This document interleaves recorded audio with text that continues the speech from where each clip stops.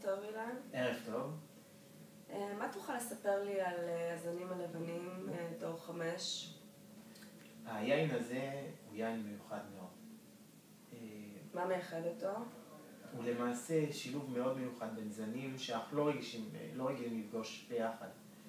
יש לנו פה שרדונה איכותי שהתיישן בחביות, ויש גם שני זנים אחרים שהם קצת פחות מוכרים אבל עם טעמים נהדרים. יש לנו ביין הזה שונם בלון וסמיו. אנחנו מקבלים יין שהוא פירותי מאוד, אבל עם גוף מלא. אוקיי, שהזן השולט הוא השרדונה למעשה. כן, יש לנו פה 70% שרדונה ביין.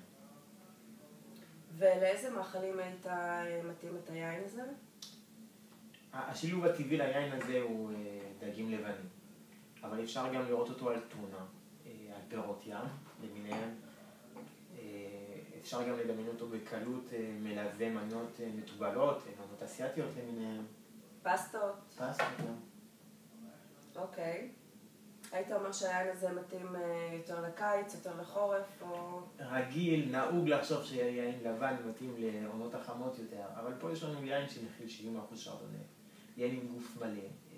היין הזה הוא לא יין עונתי, הוא יכול להתאים לכל השנה. במשך כל השנה. הבנתי. תודה, אילן. בבקשה.